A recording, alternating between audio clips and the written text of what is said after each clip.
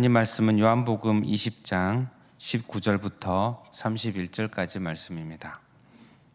요한복음 20장 19절부터 31절까지 말씀입니다.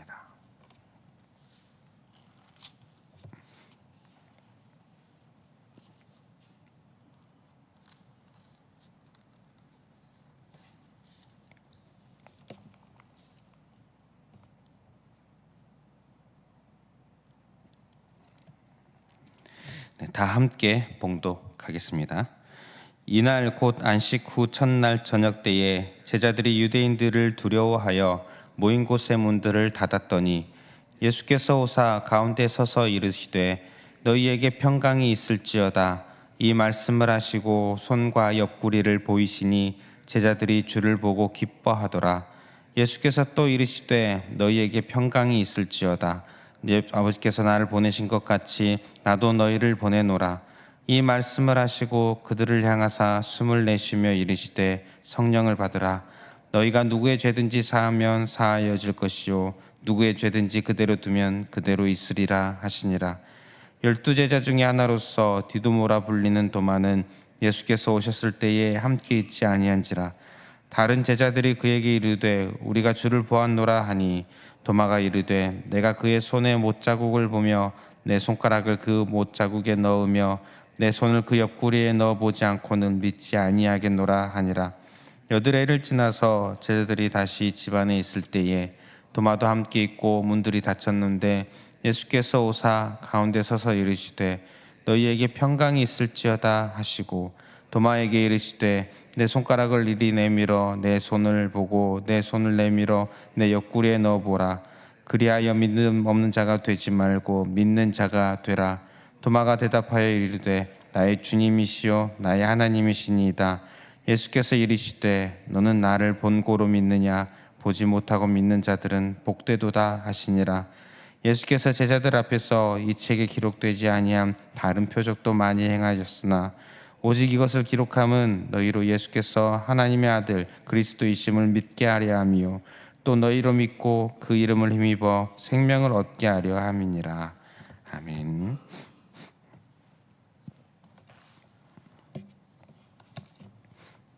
오늘 말씀은 부활하신 예수님께서 제자들을 만나신 이야기입니다.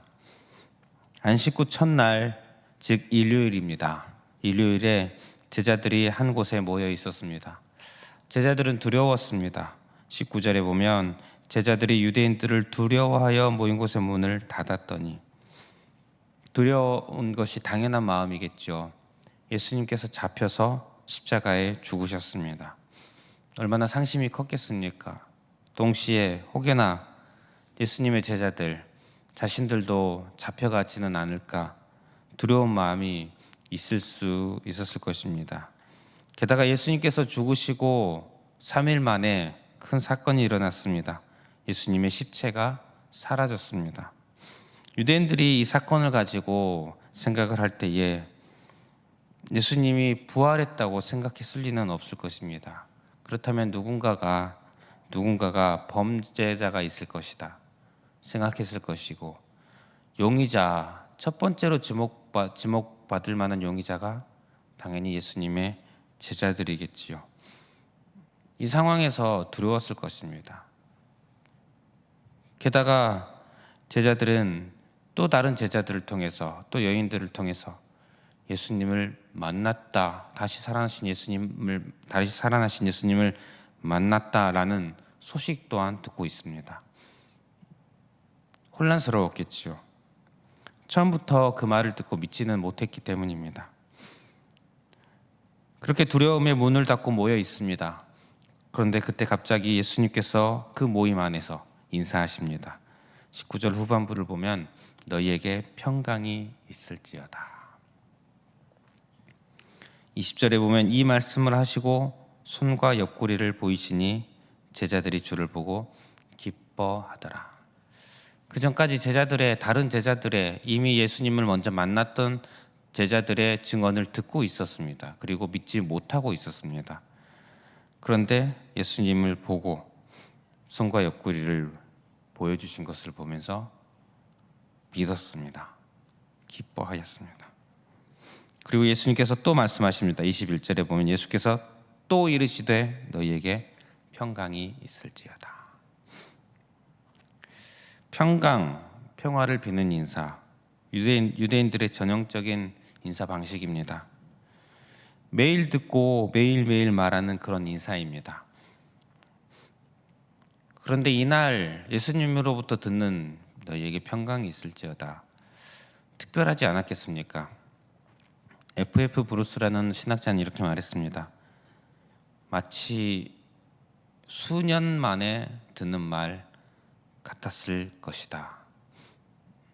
매일매일 듣는, 하루에도 정말 여러 번씩 만날 때마다 인사하는 방식이니까 정말 많이 듣는 말이겠지만 정말 몇 년 만에 듣는 말처럼 느껴지지 않았겠습니까? 상황이 너무나도 두려운 상황이고 혼란스러운 상황이고 그런 상황이고, 또 심지어 예수님께서 살아서 다시 살아서 부활하셔서 오셔서 해주는 말씀이니 얼마나 그 무게감이 컸겠습니까?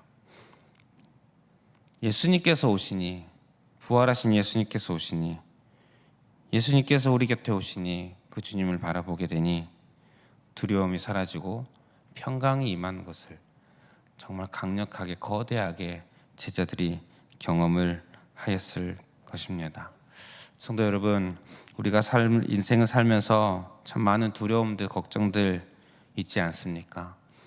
그 모든 것들 예수님을 바라볼 때에 샬롬이 될 수 있을 줄 믿습니다. 왜냐하면 태초에 천지를 지으신 삼위 하나님이신 예수님께서 나를 사랑하셔서 인간의 몸으로 이 땅에 오시고 나를 위해 십자가를 지신 예수님이십니다. 나의 상황을 모두 다 아시고 나의 마음도 나보다 더 잘 아시는 그 예수님께서 오셔서 평강이 있을지어다 하시며 나의 마음을 어루만져 주시는 분이시기 때문입니다.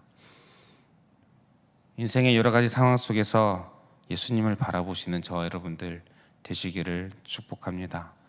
예수님을 바라보므로 예수님 안에서 평강을 누리는 저와 여러분들 되시기를 축복합니다. 이제 제자들에게 오신 예수님께서는 말씀하십니다. 21절 후반부를 보면 아버지께서 나를 보내신 것 같이 나도 너희를 보내노라. 제자들을 이제 파송합니다. 파송하는 그런 말씀들을 여러 군데서 하지만 또 이곳에서 말씀합니다. 아버지께서 나를 보내신 것 같이, 하늘 아버지께서 성자 예수님을 보내주셨고 또 예수님께서 제자들을 보내십니다. 즉, 이 권위는, 제자들이 보냄받은 권위는 성부 하나님으로부터 온 것입니다. 그리고 그들에 의해 결국 교회가 세워지지요. 예수님께서 교회를 세우셨는데 제자들이 그 교회를 계속 가게 됩니다. 그 교회를 이어가는 데 있어서 예수님께서 직접 제자들을 보내십니다. 파송하십니다. 베드로에게 요한의 아들 시몬아 내가 나를 사랑하느냐, 내 양을 먹이라 하시지 않았습니까? 베드로에게 뿐만 아니라 제자들에게 교회를 맡기셨습니다. 그리고 오늘 우리가 지금 이곳에 있고 우리 또한 교회를 지키고 이어나가고 세워나가고 있습니다. 또한 우리의 다음 세대들이 계속 교회를 이어나가게 되겠지요. 교회는 예수님께서 세우시고 우리에게, 제자들에게, 그리고 그 제자들에 이어서 우리에게 맡기신 그런 특별한 것입니다. 이 교회는 우리의 힘으로 사는 자들이 아닙니다. 22절에 보면 이 말씀을 하시고 그들을 향하여 숨을 내쉬며 이르시되 성령을 받으라. 성령님으로 살아가는 존재입니다. 성령님으로 세워나가고 성령님으로 살아가는 존재가, 성령님을 힘입어 사는 존재가 교회입니다. 또한 교회에는 특별한 권세가 있습니다. 23절에 너희가 누구의 죄든지 사하면 사하여질 것이요 누구의 죄든지 그대로 두면 그대로 있으리라. 교회가 예수님의 파송을 받아서 예수님의 일을 하는 데 있어서 가장 핵심적인 일이 복음을 전하는 것입니다. 복음을 전할 때 죄사함의 역사가 일어납니다. 교회가 직접적으로 죄를 사해 주는 것이 아니라 죄 사함의 유일한 하나뿐인 그 진리의 길을 제공해 줍니다. 제공해 줍니다. 죄 사함을 받을 수 있는 단 하나의 길을 알려주는 곳은 교회입니다. 그래서 교회가 없이 과연 구원이 있을 수 있겠습니까? 성도가 없이 구원이 일어날 수 있겠습니까? 교회는 성부, 성자, 성령님의 이름으로 세례를 베풀어 죄 사함 받은 하나님의 자녀를 선포할 수 있습니다. 참 놀라운 권세입니다. 그렇기 때문에 교회가 찾아가지 않는 곳에 죄사함이 과연 있을 수 있을까? 죄사함의 기회가 있을 수 있을까? 굉장히 귀하고 영광스러운 그런 권세를 가진 교회입니다. 저와 여러분들이 교회가 이런 귀한 존재, 귀한 사명을 받은 자임을 기억하며 사명자답게 교회를 더욱 소중히 여기고 세워나가고 또 다음 세대에게 잘 이어나가게 하는 그런 우리가 되었으면 좋겠습니다. 특별히 우리의 힘으로는 되지 않습니다. 성령님의 힘으로만 힘입어서 교회가 세워져 나간다는 사실을 기억하였으면 좋겠습니다. 마지막으로 이제 24절 이하에는 도마에 대한 이야기가 나옵니다. 여러분, 도마는 불신의 제자라는 그런 이미지가 있지만 오해로 보입니다. 도마가 오늘 말씀에 보면 예수님께서 너에게 평강이 있을지어다 말씀하시고 27절에 보면 도마에게 이르시되 내 손가락을 이리 내밀어 내 손을 보고 내 손을 내밀어 내 옆구리에 넣어보라.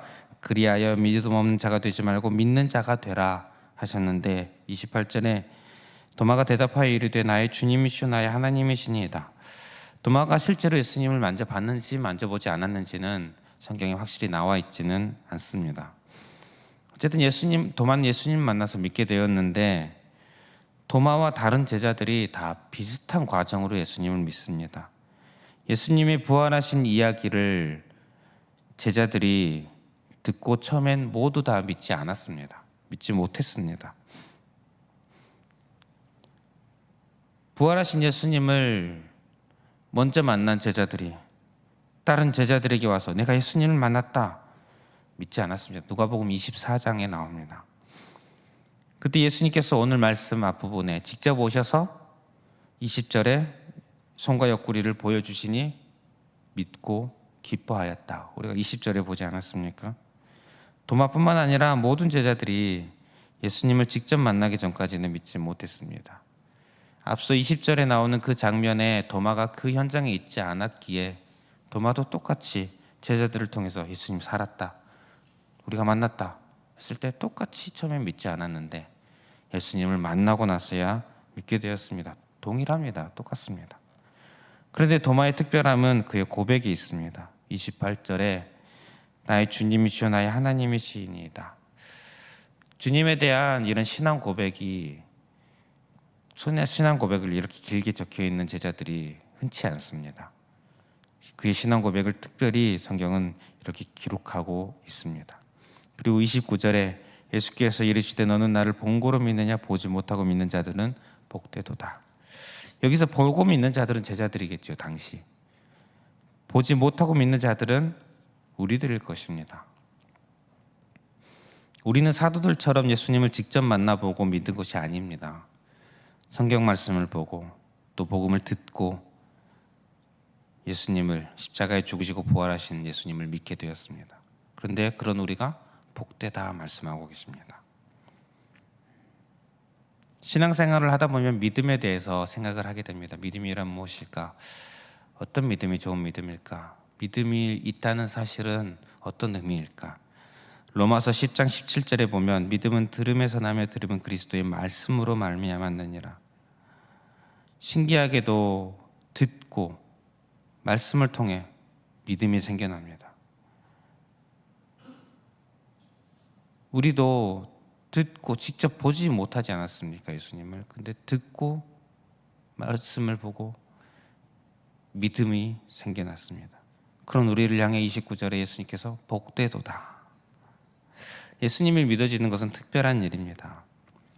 예수님을 많은 사람들이 믿지 못하지요. 예수님에 대한 이야기를 듣고도 믿어지지 않습니다. 그럼에도 믿어지는 것은 특별한 일입니다. 왜냐하면 성령님께서 나의 마음에 믿음을 주신 것이기 때문입니다.